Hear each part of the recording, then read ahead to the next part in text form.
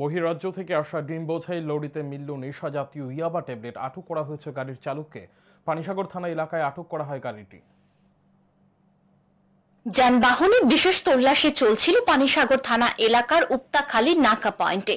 তখনই 6 চাকার ডিম বোঝাই লরি দেখে সন্দেহ হয়। খবর পেয়ে ছুটে মহকুমা পুলিশ আধিকারিক সহ পানিসাগর থানার আধিকারিকরা ঘটনাস্থলে আসেন। এক ডিসিএম তাদের উপস্থিতিতে আইন মতো গাড়িতে চলে তল্লাশি। উদ্ধার হয় ইয়াবা ট্যাবলেট।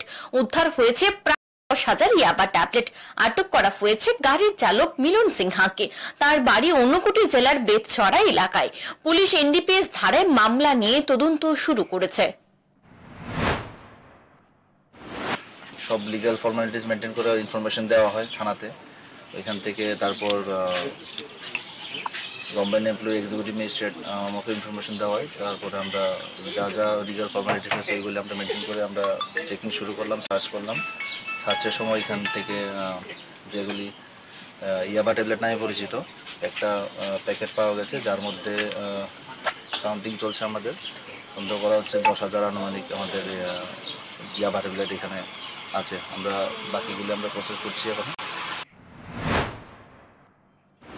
ধারণা অন্তর পাচারের জন্য হয়তো ত্রিপুরায় আনা হচ্ছিল নেশা জাতীয় ইয়াবা ট্যাবলেটগুলি। পুলিশ পুরো ঘটনার তদন্ত করছে। Bureau report, news today.